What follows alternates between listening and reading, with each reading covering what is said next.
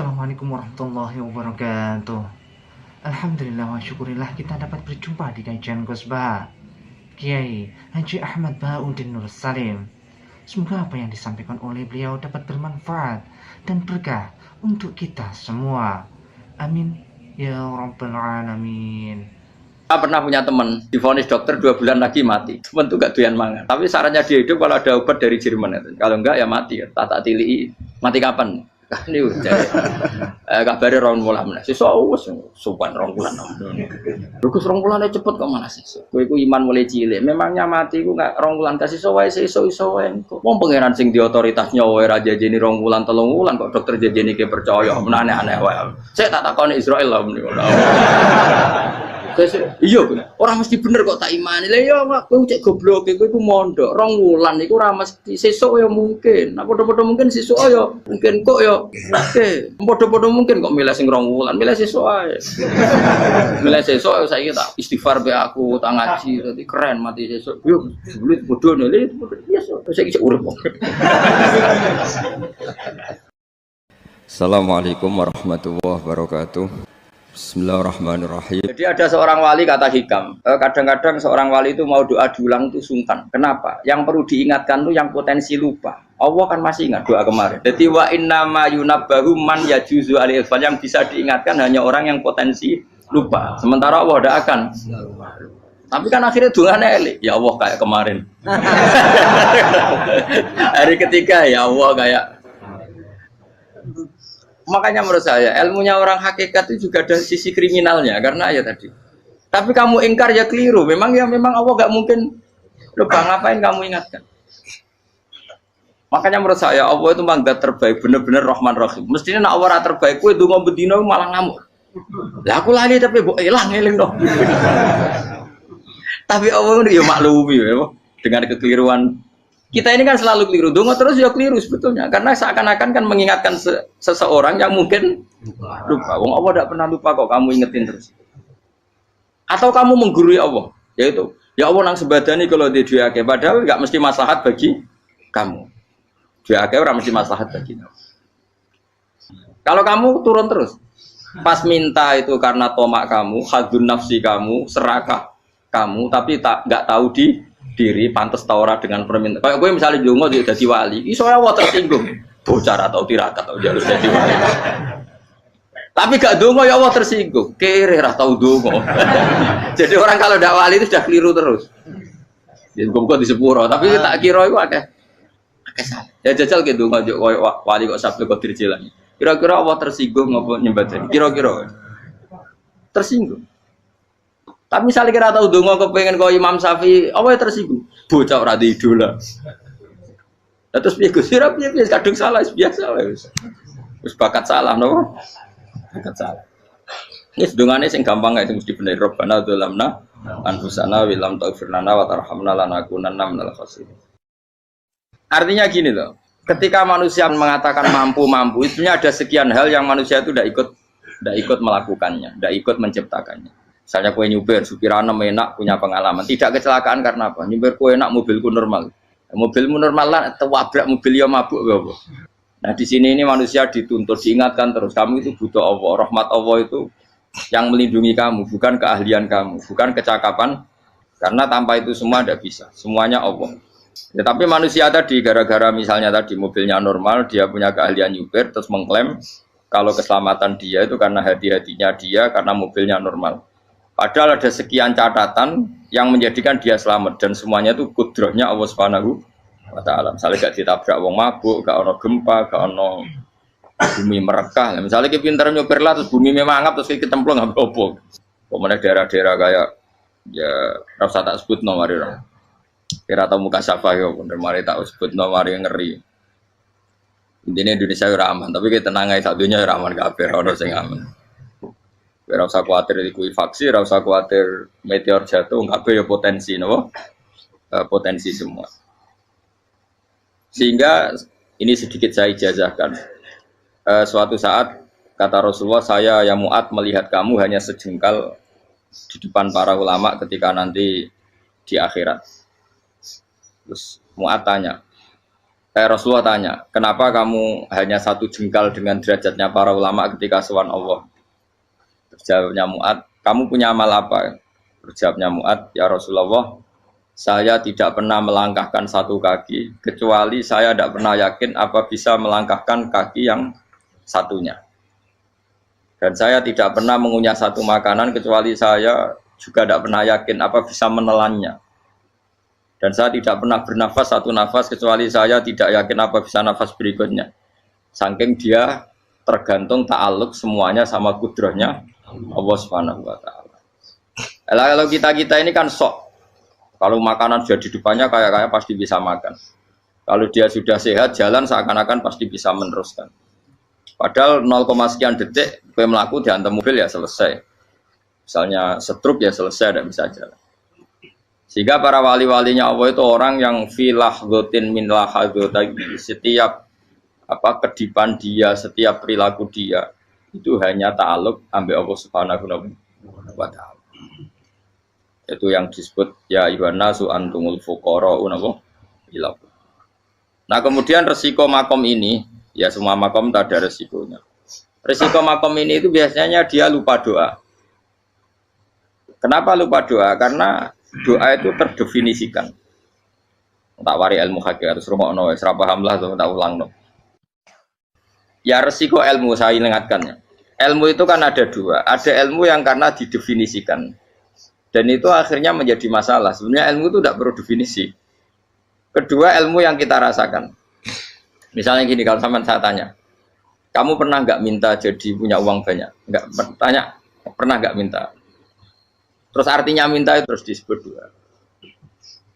Tapi kalau menurut Allah, sistem tubuh kamu yang menghendaki punya mobil, sistem tubuh kamu yang ingin punya uang banyak, reaksi tubuh kamu yang terhinakan karena ditagih orang atau butuh uang, ini menurut Allah ya sudah kamu itu peminta-minta.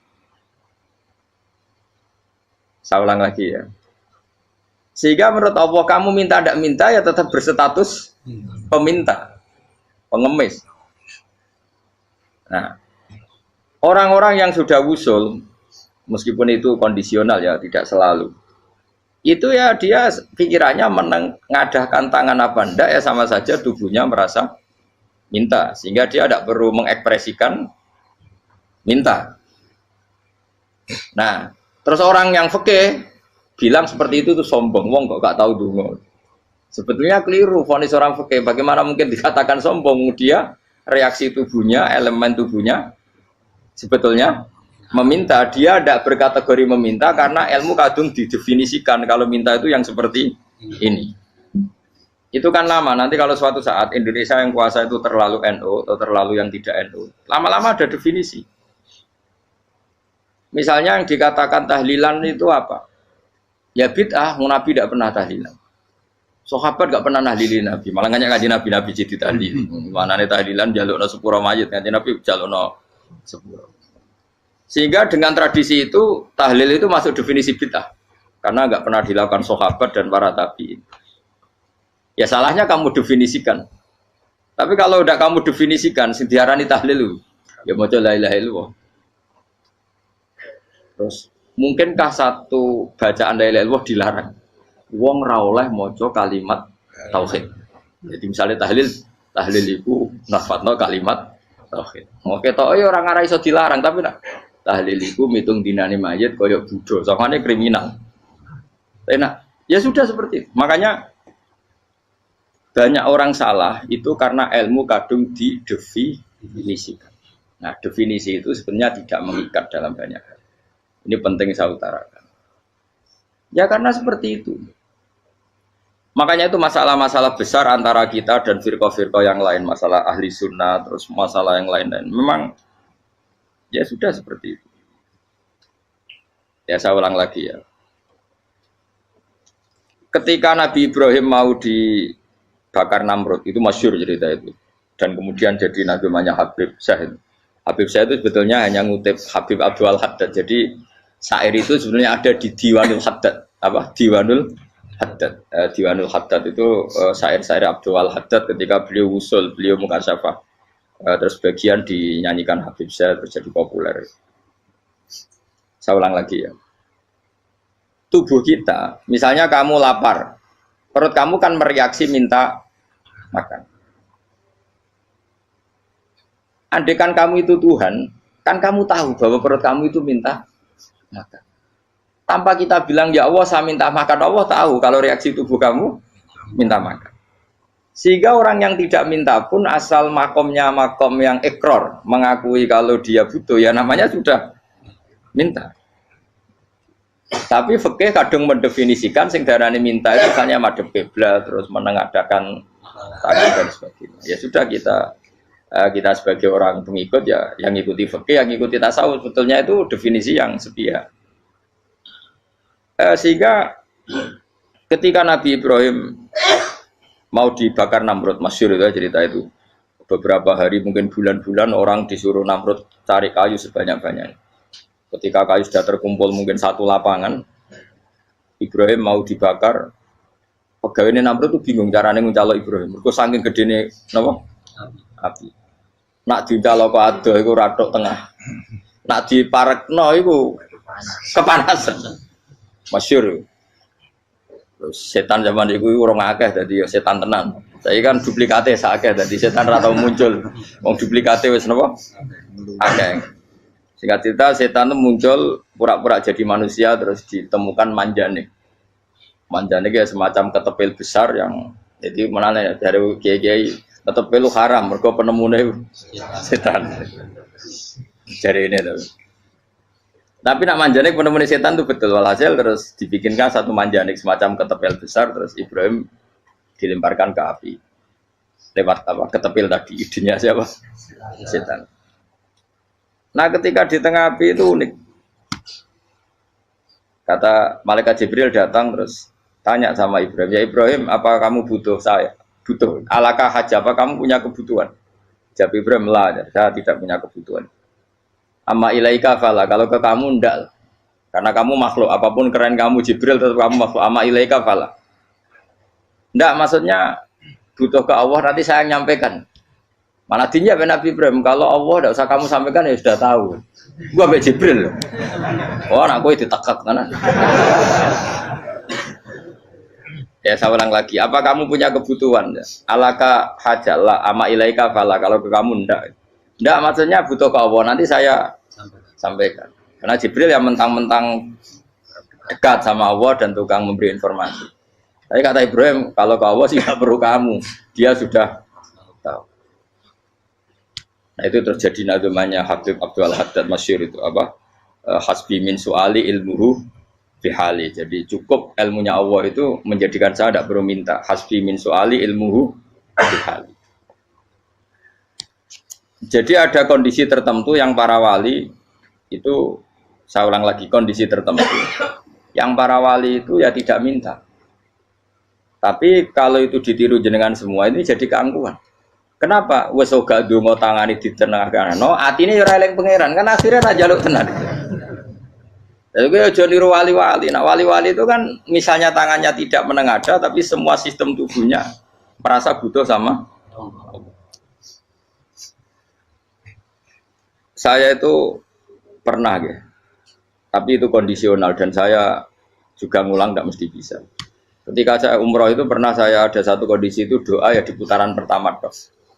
Di putaran pertama saya berdoa ya agak banyak di multazam. Putaran kedua mau berdoa sudah tidak berani lagi. Sampai ke-7. Hari kedua ya tidak berani, hari ketiga tidak berani. Nah seperti itu tidak bisa dibuat-buat meskipun saya juga agak ingin. Tapi ya pas itu ya nggak bisa. Gara-gara itu korban kitab hikam, ya kitab hikam yang terkenal. Kitab hikam itu pernah cerita gini. Rubbama dallahum al-adab ala tarkit tolak. Terus di antara makalahnya itu wa inna ma yunabbahu man yajuzu alaihil ikhfal. Tapi kamu jangan niru dosa kan. Tapi jangan ingkar ilmu ini tambah dosa kowe. Jadi niru ya dosa, ingkar ya dosa. Jadi ada seorang wali kata hikam. Kadang-kadang seorang wali itu mau doa diulang itu sungkan. Kenapa? Yang perlu diingatkan tuh yang potensi lupa. Allah kan masih ingat doa kemarin. Loh itu gara-gara saya sebelum umroh itu mensinau kitab hikam itu agar itu ya Allah. Sing tak dungani wingi ejek eling kok tak elingno meneh. Dadi wa inna ma yunabbahu man yajuzu alil yang bisa diingatkan hanya orang yang potensi lupa. Sementara Allah tidak akan. Tapi kan akhirnya dungane eling. Ya Allah kayak kemarin. Hari ketiga ya Allah kayak. Makanya menurut saya ilmunya orang hakikat itu juga ada sisi kriminalnya karena ya tadi. Tapi kamu ingkar ya keliru. Memang Allah gak mungkin lupa, ngapain kamu ingatkan? Makanya menurut saya Allah itu mangga terbaik, bener-bener Rahman Rahim. Mestinya nak Allah terbaik, kue dungo bedino malah ngamuk. Lah aku lali tapi mbok elang eling dong. Tapi Allah itu ya maklumi ya, dengan kekeliruan. Kita ini kan selalu keliru, dungo terus ya keliru sebetulnya. Karena seakan-akan kan mengingatkan seseorang yang mungkin lupa. Wong Allah tidak pernah lupa kok, kamu ingetin terus. Atau kamu menggurui Allah, yaitu ya Allah nang sebadani kalau di duake padahal enggak mesti maslahat bagi kamu. Duake ora mesti maslahat bagi kamu. Maka ada sekian contoh yang wali itu dibully pangeran. Saya sering cerita, banyak cerita wali itu dibully pangeran. Digarap ya pangeran. Ini gara-gara salah dewi. Saya pernah cerita dan itu ada di hikam betul di kitab itu. Itu ada. Ada wali itu tukang hamal. Hamal itu manol di pasar, itu tukang angkut. Jadi kalau ada orang bawa barang berat diangkut dia, terus misalnya kalau dulu mungkin ya ke kereta atau ke singkat cerita terus diupahi. Setelah dapat apa dia pasti pulang karena dia hanya butuh makan satu piring karena dia tirakat makan satu piring untuk ibadah 24 jam. Singkat cerita dia ngeluh ya Allah, kamu tahu, engkau tahu saya ini pecinta engkau, saya ini hanya butuh makan satu piring untuk kuat sholat. Tapi kenapa harus jadi juru manol? Berilah saya rezeki yang tanpa kerja.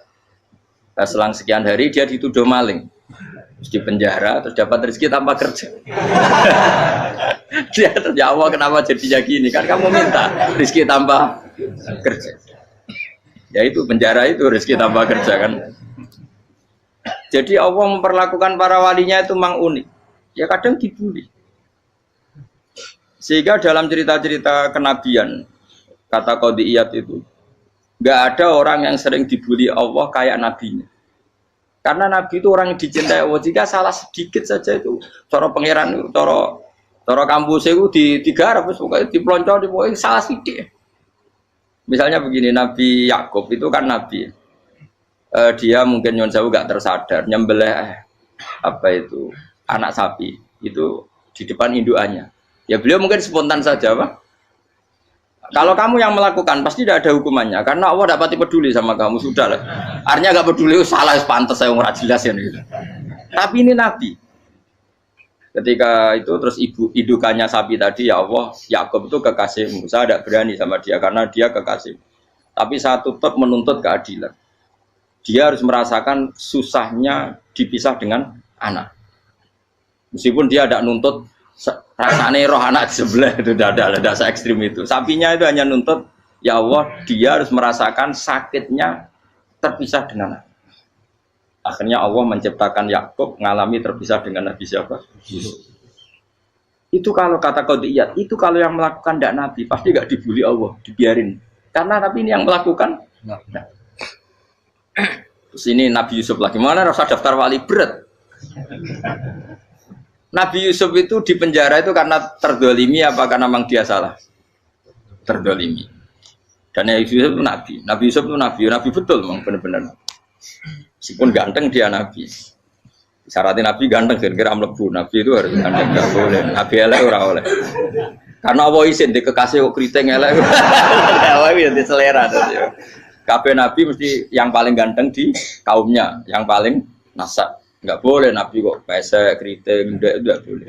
Tapi kalau sudah jadi orang soleh boleh kan. Tapi kalau Nabi enggak boleh. Nabi Yusuf ganteng. Masyhur kan cerita Nabi Yusuf dengan siapa? Zulaikha. Dan belum ada orang dalam keadaan darurat masih cerdas kayak perempuan. Jadi singkat cerita, ketika Yusuf diajak Zulaikha selingkuh gak mau kan keluar dari kamar. Dalalah kebetulan wa alfaya sayyidah rajal. Itu si Zulaikha tadi spontan langsung bilang, wahai suamiku, apa hukuman orang yang ingin menodai keluargamu? Itu wong wedok. Padahal dia agak terencana, dia pun nggak bayangkan kepergok suaminya. Itu dalam keadaan kepergok itu masih cerdas. Suamiku, apa hukuman orang yang mau menyelingkuhi keluarga Anda? Singkat cerita suaminya murka terus Yusuf di penjara, terdolimi. Ketika di penjara, kemudian Yusuf punya keahlian mentakwil apa? Mimpi. Kan tadi suaminya Zulaikha itu tidak sampai raja ya, kira-kira PM atau menteri lah. Raja itu punya mimpi yang bisa nakwil itu hanya Yusuf. Singkat cerita, terus utusan raja datang ke Yusuf dan takwilan Yusuf terbukti benar. Tapi Yusuf ini seorang nabi, saya ulang lagi Yusuf seorang nabi, dia tapi ya manusia. Bilang gini ke utusannya, coba bilangkan ke raja kamu, di penjara ini ada orang yang di penjara secara terzalimi, yaitu saya. Tolong laporkan ke majikan. Itu Allah tersinggungnya itu bukan main. Nabi kok lapor makhluk. Itu tersinggung. Nah, kowe kan gak piye. Kowe ngajono proposal ya ora piye. Wis pokoke Allah kowe wis ra piye. Wong sampean swargane ya ora langsung wae ngono. Pokoke kira-kira kan sudah tidak perlu ditegur. Makanya fa'an sahu syaitanu dzikra rabbi fala bisa fisijni bid'asi. Maka Allah mentakdirkan utusan raja tadi itu lupa melaporkan peristiwa Yusuf ke raja tadi. Sehingga raja gak pernah dengar kalau ada orang di penjara karena Allah tersinggung. Wong kowe ku nabi kok lapore ambek penguasa. Ngono tok iku wis Allah tersinggung. Karena dia nabi, gak boleh nabi lapor makhluk. Jadi Allah itu dengan nabi itu sangat-sangat sensitif. Sangat-sangat sensitif. Ya begitu. Terus cerita yang terkenal, meskipun ini nggak ada di Quran, Nabi Musa. Nabi Musa itu pernah sakit gigi. Karena dia mentang-mentang kalimullah, orang yang sering komunikasi dengan Allah, minta ya Allah, tolong tunjukkan obat gigi saya itu apa. Singkat ini sama Allah dikasih tahu. Kamu ngunyah suket ini, gitu. Rumput ini kamu kunyah, nanti pasti sembuh. Karena resepnya dari Allah ya pasti mujarab, kan nggak kok dokter. Singkat cerita dikunyah terus sembuh. Suatu saat dia sakit gigi lagi, nggak konsultasi lagi karena masih punya resep kopian apa resep. Dia datang nyari suket yang sama dikunyah tambah sakit. Tanya sama Allah, ya Allah ini kan resepnya yang sama, kenapa tambah sakit? Kata Allah, kamu itu kekasihku. Ora nak sing ngobati ku aku ra suket sembrono. Semenjak itu Nabi Musa pernah resep lagi sudah. Andikan tuh kamu, pasti Allah juga gak tersinggung. Makanya kata Qadiyat, kenapa para nabi sering ditegur itu bukan karena Allah murka, nabi itu beda. Jadi kesalahan kecil atau apa-apa yang menurut kita ada salah itu untuk nabi salah. Makanya di ahli sunnah ada kaidah apa? Mimba bihasanatil abror sayyi'atul muqarrabin. Pernah dengar kaidah apa? Mimba bihasanatil abror sayyi'atul muqarrabin. Sesuatu kalau dilakukan umumnya orang itu hasanah atau kebaikan, tapi kalau dilakukan para nabi itu salah karena apa ya, saking dekatnya dengan Allah. Saya ulang lagi apa? Mimba bihasanatil abror sayyi'atul muqarrab. Jadi nabi itu beda. Nah, para nabi itu orang-orang yang ngalami fikir yang doa resmi kayak siapa tadi? Definisi fikir ya sering. Kayak definisi orang tasawuf yang sering. Sehingga ketika Nabi berdoa, ya memang secara disiplin ilmu yang namanya berdoa ya minta Allah dengan mengadakan tangan. Ketika enggak berdoa, karena Nabi sadar Allah tidak perlu diingatkan lagi, pasti masih ingat. Gitu. Jadi dua-duanya benar terus. Makanya Nabi itu lam yazal fitaroki, Nabi itu selalu naik derajatnya. Karena pas minta ya benar, pas tidak minta ya. Tapi kamu jangan niru, dosa kan. Tapi jangan ingkar ilmu ini, tambah dosa. Jadi niru ya dosa, ingkar ya dosa. Jadi ada seorang wali kata hikam, kadang-kadang seorang wali itu mau doa diulang itu sungkan. Kenapa? Yang perlu diingatkan tuh yang potensi lupa. Allah kan masih ingat doa kemarin. Loh itu gara-gara saya sebelum umroh itu mensinau kitab hikam agar itu kok. Ya Allah, sing tak dungani wingi ejek eling kok tak eling no meneh. Dadi wa inna ma yunabbahu man yajuzu alaihi yang bisa diingatkan hanya orang yang potensi lupa. Sementara Allah tidak akan. Tapi kan akhirnya dungane elik. Ya Allah kayak kemarin. Hari ketiga ya Allah kayak. Makanya menurut saya ilmunya orang hakikat itu juga ada sisi kriminalnya karena ya tadi. Tapi kamu ingkar ya keliru. Memang Allah gak mungkin lupa, ngapain kamu ingatkan. Makanya menurut saya Allah itu memang zat terbaik, bener-bener Rahman Rahim. Mestinya nak Allah terbaik, kowe ndonga bedino malah ngamuk. Lah aku lali tapi mbok eling dong. Tapi Allah itu ya maklumi ya. dengan kekeliruan. Kita ini kan selalu keliru, dongo terus ya keliru sebetulnya, karena seakan-akan kan mengingatkan seseorang yang mungkin lupa. Wong Allah tidak pernah lupa kok, kamu ingetin terus. Atau kamu menggurui Allah, yaitu ya Allah nang sebadani kalau di duake, padahal nggak mesti maslahat bagi kamu. Duake orang mesti maslahat bagi kamu. Kalau kamu turun terus, pas minta itu karena tomak kamu, hadun nafsi kamu, serakah kamu, tapi nggak tahu diri pantas taura dengan permintaan. Kayak gue misalnya jongo dia jadi wali, iso Allah tersinggung, bocah atau tirakat atau jalur jadi wali. Tapi gak dongo ya Allah tersinggung, kere rah tahu dongo. Jadi orang kalau tidak wali itu sudah keliru terus. Jadi gue di sepuro, tapi tak kira itu akeh salah. Ya jajal ke dongo wali kok sabtu kok dirjilan. Kira-kira Allah tersinggung ngopo nyembah? Kira-kira tersinggung. Tapi misalnya kira tahu dongo kepengen kau Imam Syafi'i, apa yang tersinggung? Bocah ora di idola. Terus piye Gus? Piye kadung salah biasa wis. Wis bakat salah no. Bakat salah. Ini sedungane sing gampang gak sing mesti bener. Rabbana dzalamna anfusana wa lam taghfir lana wa tarhamna lanakunanna minal khasirin. Saya pernah punya kitab dan kitab itu menurut saya luar biasa. Bahkan ketika adu bully itu, adu cara mahasiswa itu kayak pelonconan itu. Nabi sama Nabi pengiran gitu, dan itu sekali yang satu salah melakukan disiplin ilmu, pengiran itu degradasi. Dan Allah memang mengancam gitu. Kalau kamu melanggar ini, laah biton namin diwani nubuah. Nanti laam kuan namin diwani nubuah. Kamu saya hapus dari buku kenabian. Tes-tesannya ya lucu, biasanya begini. Kata Nabi Musa kan ditanya, ketika dia khutbah ditanya orang. Siapa orang paling alim ya Nabi Allah? Sekarang orang paling alim itu siapa? Nabi Musa jawab, saya kan. Ya itu Allah tersinggung karena wong kok mletene ngono. Tapi andai kan Nabi Musa kok jawab Fauzi itu salah, tambah salah meneh. Atau enggak Pruhen, malah salah meneh. Tapi jawab Musa ya salah. Saya Gusti, saya kan. Orang paling alim siapa? Saya. Terus Allah memperingatkan Musa, ada seseorang yang lebih alim ketimbang kamu. Coba kamu harus ketemu dia. Ketemu dengan cerita ketemu Nabi siapa? Khidir. Terus dalam 3 sesi ini, 3 babak ini buli-bulian. Nabi Khidir itu dalam 3 babak ini selalu kelihatan salah. Di antaranya adalah cara sekarang ya mungkin di gonjak sepeda motor atau perahu kalau dulu yang menggratisi dia numpangi sepeda motor malah spionnya dicopot gitu. Spionnya dicopot, dirusak. Tapi Musa kan sudah digratisin malah rusak yang motornya yang apa? Menggratisin. Nabi Khidir masih tenang. Kamu tidak paham. Ya, Nabi Khidir mesti tidak kamu tidak paham. Itu kata syurrahul hadis termasuk Ibnu Hajar al-Asqalani bilangin. Setelah itu kedua membunuh anak kecil. Musa tambah marah. Anak yang belum punya dosa kok kamu bunuh. Sampai 3 kali ada 3 peristiwa. Itu kata syurrahul hadis. Andai kan Musa kok diam tidak protes, maka dia akan disalahkan Allah.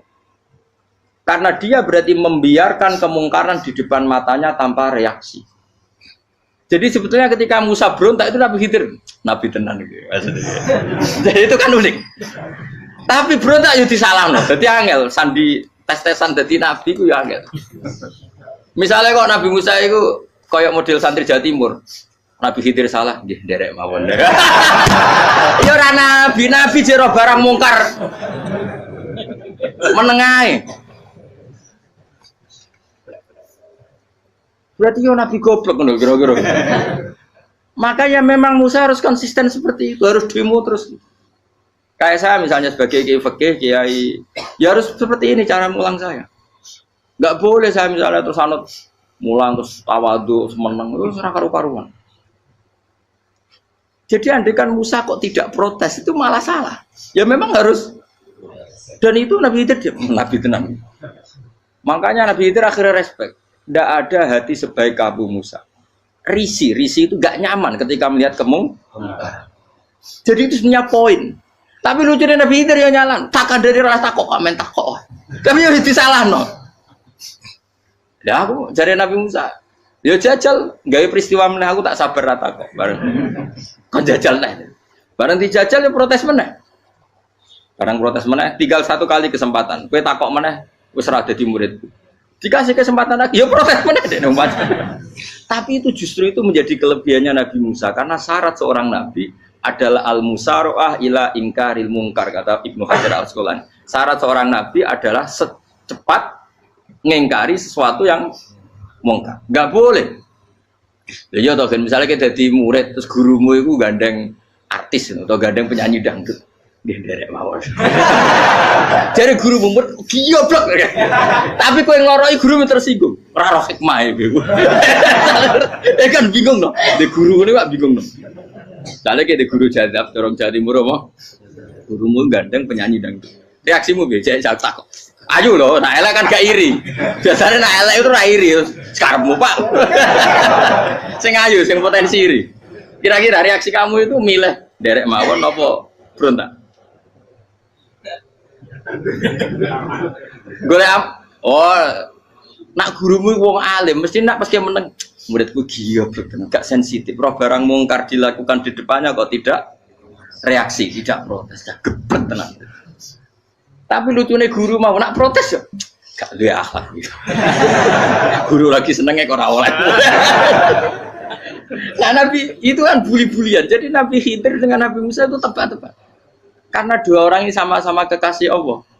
Itu Nabi Musa justru barokahnya itu dia tidak pernah kelasmennya di bawah Nabi Khidir. Semua ulama sepakat kelasmennya Musa tetap di atas Nabi Khidir. Sehingga yang berlaku ya tetap ilmunya Nabi Musa bahwa membunuh anak kecil tidak boleh, merusak perahu milik orang lain tidak boleh. Karena Allah tetap lebih respect dengan ilmunya Nabi Musa. Nabi Khidir tetap ilmunya nggak dipakai meskipun dia disebut hakikat. Karena ilmunya Nabi Khidir ngani ngoyo. Ngani ngoyo wong ape mutusno ngenteni nginceng Lauh Mahfuz. Lah sing iso iku sapa? Barang ra mungkin kok. Makanya Nabi Khidir terakhir menutup kalimatnya wa ma fa'altuhu an amri. Dzalika ta'wilu ma lam tasdi alaihi sab. Aku dhewe nglakoni ini ya ora roh, wis ditakdir nglakoni ngene wae. Dadi Nabi Khidir ya ora paham. Jadi wa ma fa'altu an amri itu terakhir kira-kira artinya saya sendiri tidak melakukan ini karena inspirasi saya sendiri atau keputusan saya sendiri. Tahu-tahu saya ditakdir melakukan.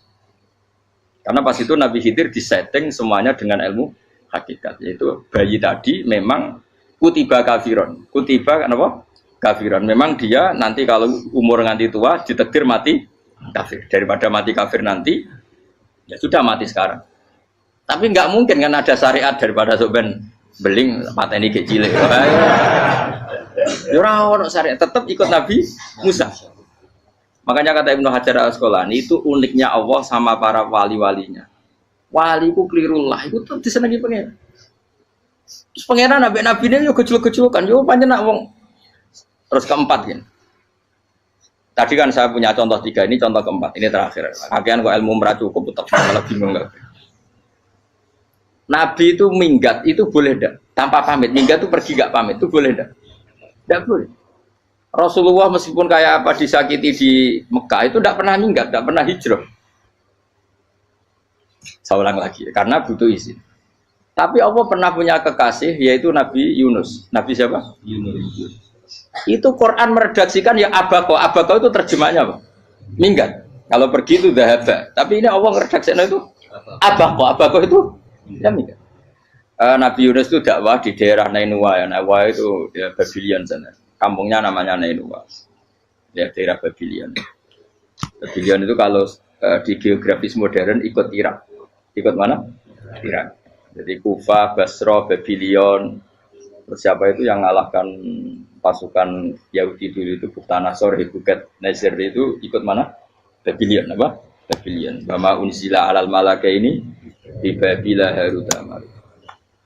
Makanya kalau ulama-ulama melihat Irak kacau sampai sekarang itu tidak kaget. Irak itu ardun mal'unah kalau di kitab-kitab. Bumi yang memang sudah terlaknati mulai dulu. Sehingga ketika ada kasus Saddam Hussein sekarang itu ulama tidak kaget. Zaman Rasulullah Sugeng itu Irak itu termasuk sudah bumi yang guna keazala. Jadi di sana pasti banyak fitnah. Fitnah pertama yang dicatat sejarah adalah Mautul Husain apa? Kabudutnya Said siapa? Husain di Karbala. Era Imam Syafi'i adalah zaman mifnah, ulama dibantai karena dipaksa mengatakan Quran apa? Makhluk. Terus konflik-konflik sampai era Saddam Hussein terus era sekarang jadi. Nah kita ini ulama sebenarnya tahu tarikh itu. Tapi di era modern kan dianalisis karena campur tangan ini itu ya sudah lah. Sebab goblok pun aja daripada ngebantah-bantahan malah kamu. Sebab goblok, sebab pinter. Nah, sekarang kan analisisnya kan, wah ini ada campur tangan pihak ketiga diciptakan nih sound ini. Ya kalau intelijen harus ngomong seperti itu. Kalau kita seperti ulama memang dari dulu dicap Nabi hunalika az-zalasil wal fitan. Saya teruskan. Nabi Yunus itu dakwai kaumnya itu lama sekali dan tidak iman.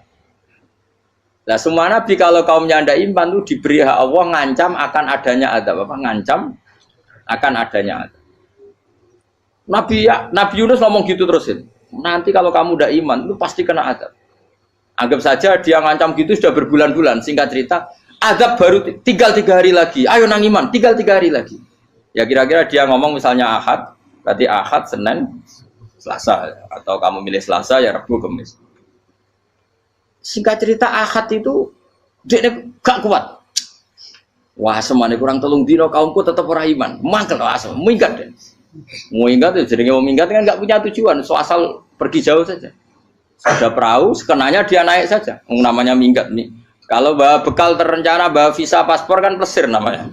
Jenenge minggat itu ya gak, ya sekenanya gak persiapan. Singkat cerita sampai ikut perahu nelayan tadi, terus zaman itu ya ada mitos kalau ada gelombang yang nggak wajar pasti ada orang minggat. Terus ditanya siapa yang minggat, Nabi Yunus kan orangnya jujur saya katanya. Ya sudah yang minggat harus dicemplung gitu. Ya, terus ada yang agak baik ya jangan gitulah. Ini kan kita semua butuh selamat, judi dulu. Terus judi satu lagi ketemu Yunus. Coba mungkin salah udahnya judi lagi ya ketemu sampai 3 kali ya ketemu Yunus. Makanya fasahama fakana minal mudkhadis, diuji dia kalah kemudian tenggelam. Fal taqamahul khutu wa huwa mulim. Terus dia diuntal, ditelan oleh ikan nun. Nah, di situ ikan nun digambarkan saking besarnya itu. Nah ini uniknya Allah sama kekasihnya. Sudah Allah menyalahkan tapi unik. Ikan ini kan itu sama Allah dikasih instruksi. Kamu nggak boleh makan dia, dia kekasih saya. Terus ketika di tengah di perut apa? Ikan, dia kegelapan. Terus Nabi Yunus cita-citanya satu, ya Allah, kalau saya sumpah kiri saya tidak bisa baca tasbih. Akhirnya sama Allah disulap perut ikan itu jadi masjid. Jadi dia di dalam perut ikan ya santai saja tetap wiridan.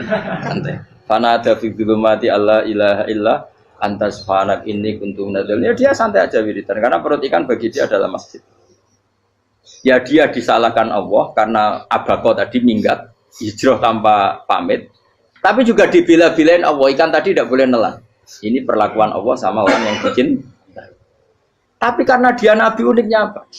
Dino Ahad itu kaumnya do nginceng omeh Nabi Yunus. Rame-rame nginceng. Lucunya cara nginceng gini. Nak Yunus neng omah berarti bodoh nih. Wong omah ono adab kok dene tengok-tengok. Bareng dinceng Nabi Yunus tuh gak ada. Oh tenan ono adab. Mulane wonge rawani neng omah. Itu uniknya pangeran. Jadi umpama dekne ora minggat ya salah. Umpama dekne ora minggat berarti kaume jare apa ono adab ono gempa bumi liku faksi kok dekne ning omah. Lah nek ono tenan ra mlayu, nyatane gak mlayu. Dadi mbok Allah didesain minggat. Tapi nek minggat yo disalahno Nabi yo ora pamit. Makanya masyhur saya itu punya kitab karangannya Habib Alim Alamah, mbah-mbahnya Habib Anis, Habib Ali bin Husain yang ngarang apa? Ali bin Muhammad bin Husain karang yang Simtud Duror itu diantara doanya gini. Tapi jangan tiru loh, gue rawal gitu. Aku rawan ini loh. Cuma saya hafal secara ilmu, tapi saya tidak berani. Waj'al sayyiati man ahbabta. Ya Allah, jadikan kesalahan saya itu kesalahan orang yang kau cintai. Terus pokoknya salah lagi jadi pengiran kadung seneng, salah lagi sampai wae wong seneng. Waj'al sayyiati man ahbab. Terus kalau gue lah dimanja wong tuamu, anak paling disayang. Salah gue lucu. Gue cah cilik, gue seneng cah cilik. Salah gue lucu. Becano gelas ya lucu, tiba ya lucu. Tiba nih cah tua-tua. Bocah jelalatan, mulane tiba. Nah itu barang kau benginceng omahe Nabi Yunus gak ono wong. Wah berarti adab mau turun betul. Andai kan adab tidak jadi turun, pasti Nabi Yunus berani di tenang.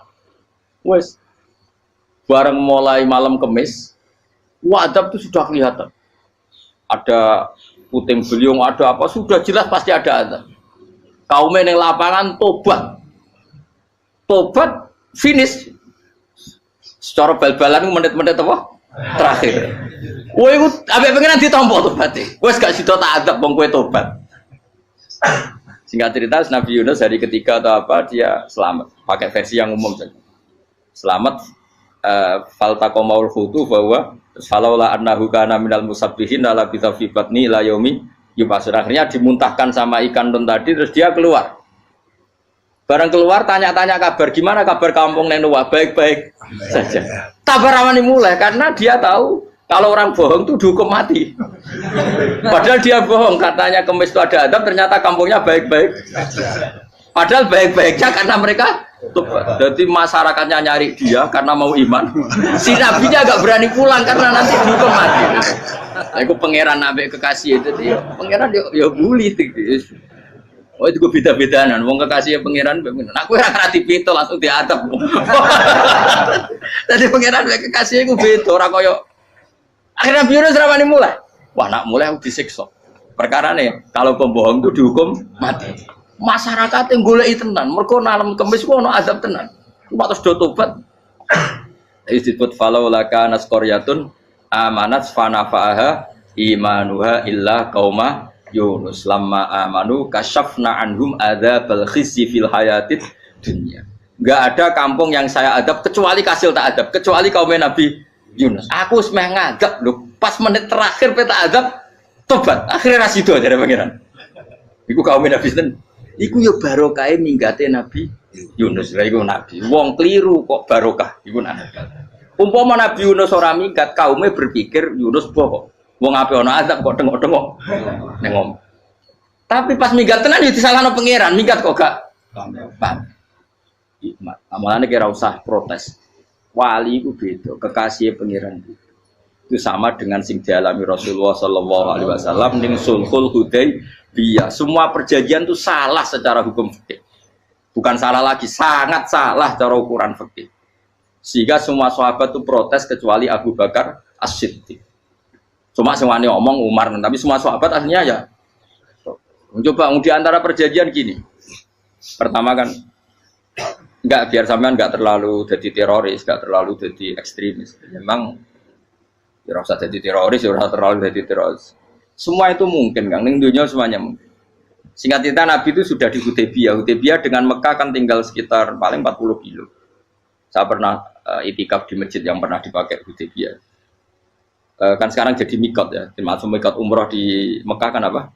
Hudaybiyah kan mikot di yang terkenal kan apa? Jirona, Tanim, Hudaybiyah. Itu perjanjiannya tuh gini.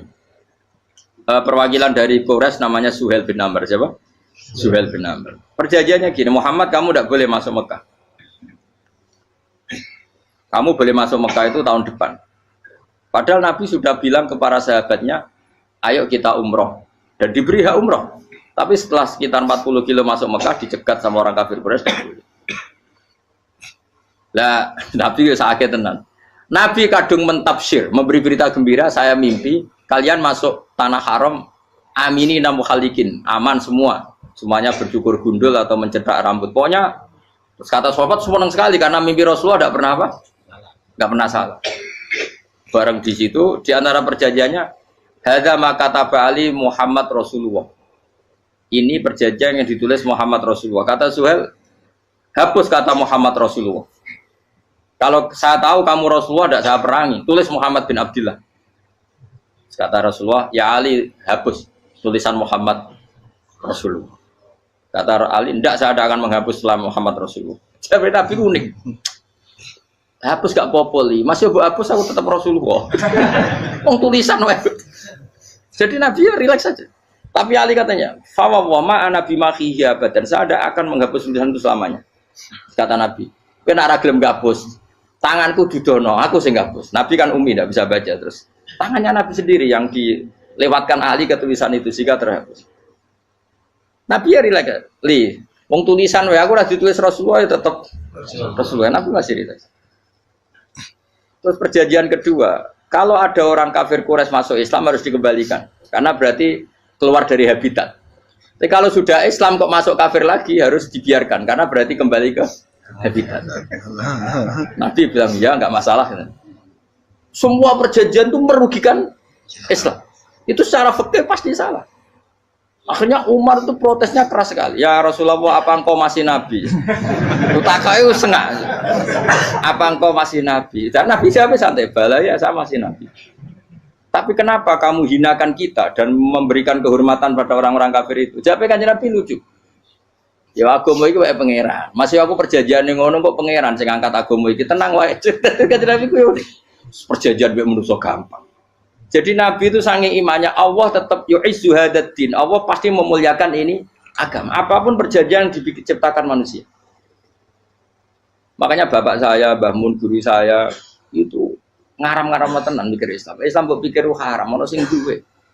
Ben ngono. Dunia rusak kok apa ben. Tetep Islam ku mulya. Rasa mbok pikir wis keliru-keliru lah perjanjian dunia keliru lah. Lo coba Uni Soviet kayak apa hegemoninya? Kayak apa kuatnya Uni Soviet? 100 tahun mengkooptasi Uzbek, Tajikistan dan tapi apa bisa menghilangkan keimannya orang Uzbek Ceknya? Ketika Uni Soviet bubar langsung malah negara-negara itu jadi persemakmuran yang negara apa? Indonesia kayak apa? Dikooptasi PKI, dijajah Londo 350. Mbah Soleh Darat alim zaman Londo, buyut-buyutku alim zaman Londo. Iku semondok Mekah ya alim. Zaman PKI ada wong alim. Saiki ayo, zaman Islam Nusantara apa ono sing alim koyo. Jadi Islam menarik zaman wis di regani negara, zaman rung dinegani negara itu wis mul. Karena ini agama milik Allah. Punya ketahanan yang luar. Ya, semuanya dari Nabi tentang kayak perjanjian salah lah, Mar. Gak apa-apa. Inna wa ta'ala a'azza hadati. Inna wa ta'ala la yudhi'u dinahu wa la yudhi'u. Pokoknya pangeran bakal ngembar agamanya orang masalah, perjanjian keliru lah. Perjanjian ketiga itu semuanya merugikan Islam. Tapi apa kata Abu Bakar ketika protes Nabi gak dijawab, datang ke Abu Bakar. Menurut kamu gimana? Jawab Abu Bakar lucu. Makanya ini menunjukkan makanya kenapa ahli sunnah berkeyakinan Afdhalus Sahabat itu siapa? Abu Bakar. Jawab Abu Bakar. Wes samar, perjanjiannya keliru lah, wes keliru lah. Kayak gremeng-gremeng santai gremeng. Tapi la tadkhul bainahu wa baina habib. Kamu jangan masuk wilayah itu hubungannya orang yang terkasih sama kekasihnya. Wes gak masuk akal lah semeneng menengang. Ya sehingga ya sudah Allah punya. Ternyata nah perjanjian keempat ini yang agak Nabi hanya minta gini toh. Itu saya turuti semua, tapi saya minta satu hal kata Nabi. Bolehkan diskusi tentang Islam terbuka. Makanya diskusi terbuka itu baru kata Nabi. Jangan larang orang mendiskusikan Islam. Itu tok mintanya. Oke, dari Suel, diskusi wae pikirannya Suel kan, diskusi wae. Enggak masuk Islam, diskusi. Jangan larang orang yang membicarakan Islam secara terbuka. Ada kata terbuka. Dari Suel, oke, enggak masalah. Itu tok yang itu pun enggak jelas menguntungkan Islam apa? Enggak. Akhirnya apa yang terjadi? Darun Nadwa, tempat-tempat pertemuan cara sakniki gerdu, gedung parlemen. Semuanya itu diskusi. Sajane Muhammad itu sapa? Konsep Islam itu piye? Dan semua yang cerdas juga sajane ya bener Muhammad. Nyembah watu pancen giyok tenan. Pancen yo goblok tenan wong watu kok di. Terus nak Yahudi yo ora bener pisan, Nasrani yo ora bener pangeran atau. Wah diskusi. Suwe-suwe hasil diskusi sepakat. Pancen yo tetep bener Muhammad. Tetep bener Muhammad. Akhirnya hasil diskusi itu akhirnya mereka membatalkan perjanjiannya sendiri. Perkara ini baru kayak apa? Malah Nabi ketika balik di Medina, Umar sempat protes ning dalan. Oke ya Rasulullah, saya nerima konsep Anda, tapi saya menyisakan satu pertanyaan. Jadi jenengan niku ana ayat sing nurjukna la tadkhulunal masjidal harama insyaallahu aminina muhalliqina ru'usakum. Lah kok nyatane ra sida mlebu Mekah, malah kita terusir kembali lagi ke Medina. Iku Nabi yang agak lucu ngendikan. Mar, ning ayat iku ra gak ana taune. Apa ana ayat iku taun iki? Sing ngatene taun iki ra kowe. Dari Nabi yo ora ono taune ya. Ora ono taune kok tauni dhewe kan kira-kira. Ayat itu kan gak ono taune, Umar ae sing GR nafsiri tahun ini. Wong awam suatu saat kamu akan masuk Masjidil Haram. Tapi kan gak ono taune ayat itu. Apa di ayat itu ada tahunnya Umar dan Allah bilang tahun ini ya enggak, ya sudah kalau gak ada tahunnya ya pokoknya mesti kapan-kapan terjadi. Tapi ora saiki. Kayak Sugih Ruhin kan gak ada tahu nih, orang saya mau aku dong gak ada Sugih, tapi kan tanpa tahu, itu sesuai. Nah, akhirnya apa yang terjadi? Ada diskusi masif di Mekah. Setiap yang cerdas, setiap Nabi tanya Abu Sufyan siapa, Nabi mau komentar gini dah, sama siapa teksnya. Misluhu la yajhalul Islam.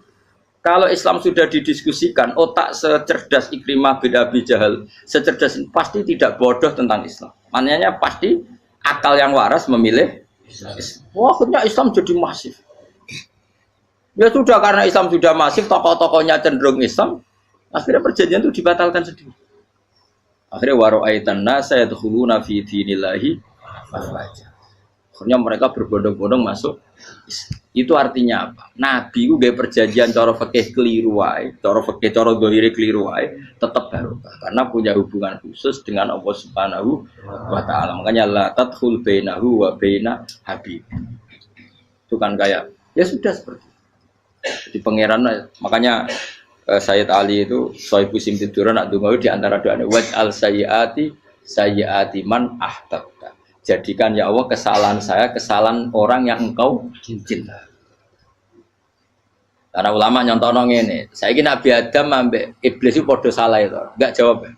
Padha salah, iblis itu salah bodoni Nabi Adam salah dilarang mangan wit khuldi tetep mangan. Mau trimo rayuane sinten? Iblis. Tapi wong piye-piye pangeran ku seneng Nabi Adam.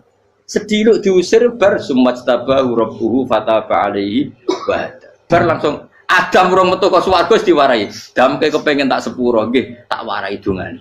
Iblis tak diwarai. Mane kena donga. Wong dadi mane ya pokoke wong disenengi ku menangan. Lah kaya aja donga iku, kowe ora bakat wali biasa wae iki cerita. Ya sudah seperti itu.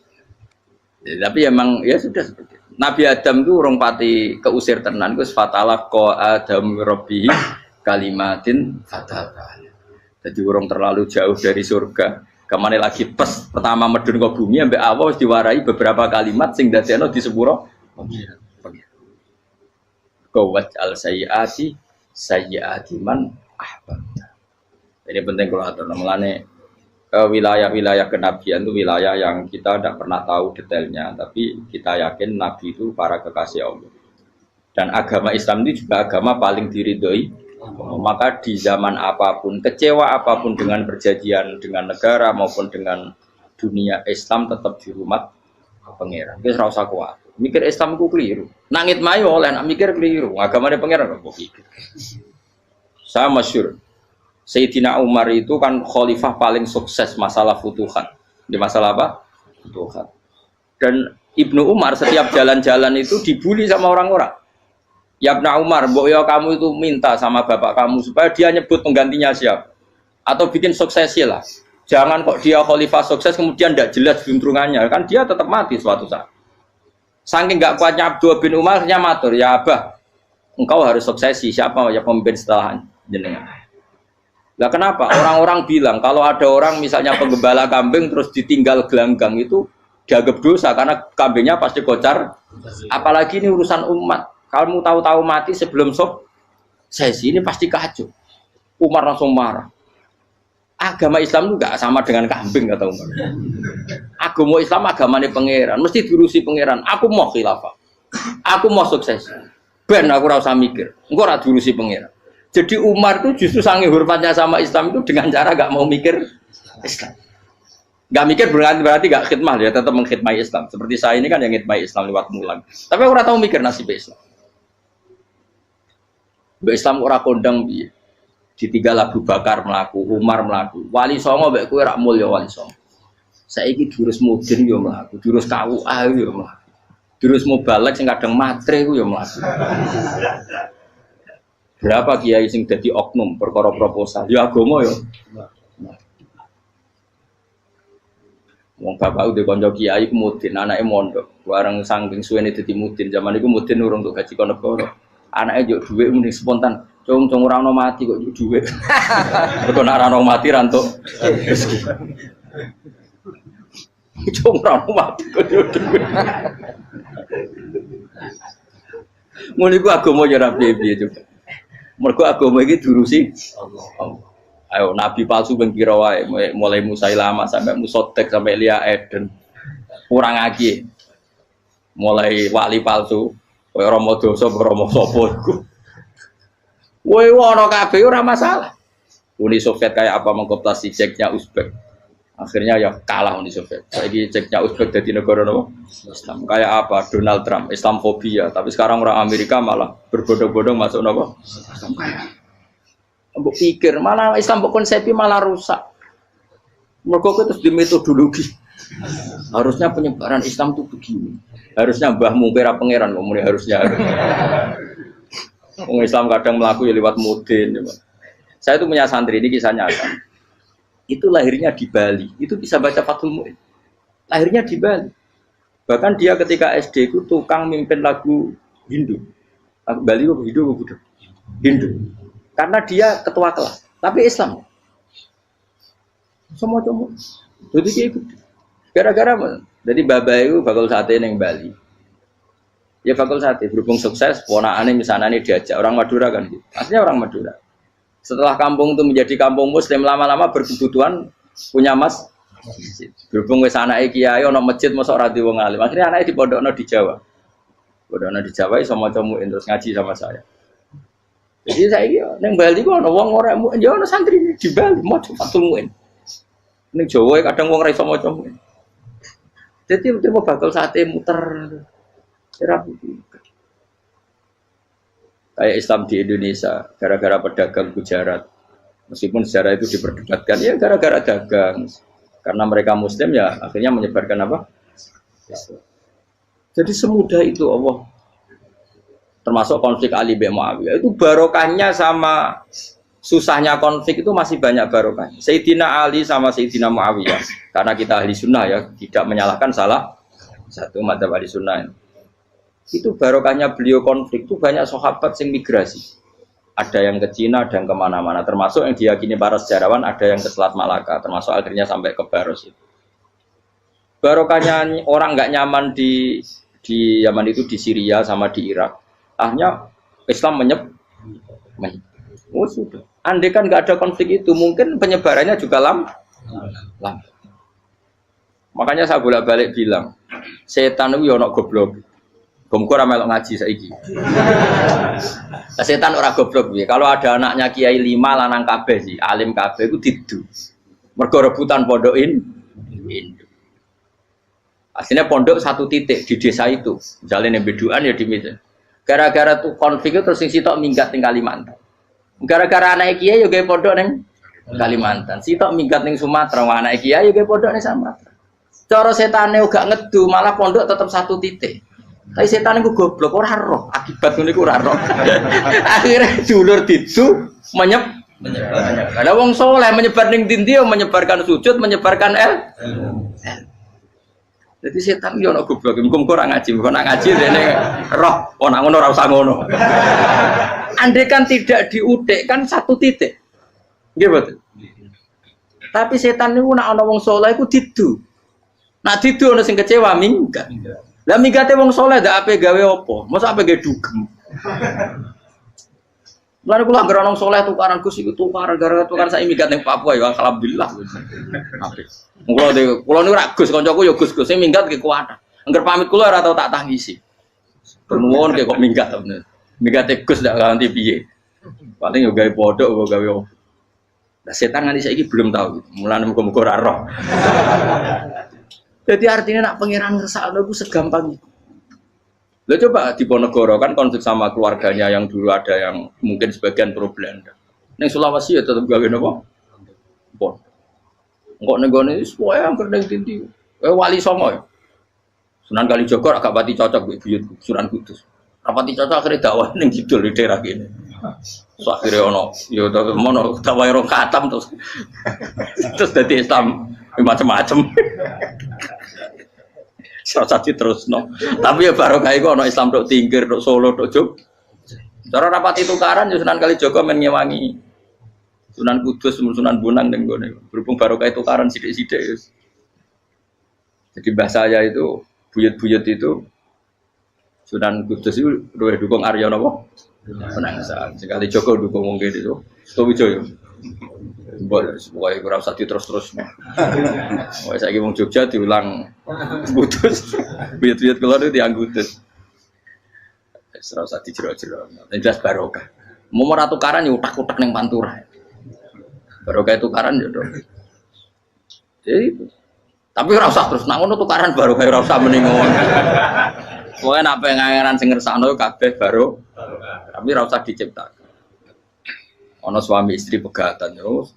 Ya kadang ya barokah sing wedok untuk bojo luwih bener. Akhirnya alhamdulillah saiki bojo wapiah. Padahal sing lanang tau GR, "Wah, pegat iso apa ya ora piye-piye malah ape." Iku pangeran. Makanya mikir Islam yo mikir. Sekarang kan ndak orang terlalu semangat Islam terus dia konsep Islam harus menguasai negara, akhirnya memaksakan jadi pemimpin.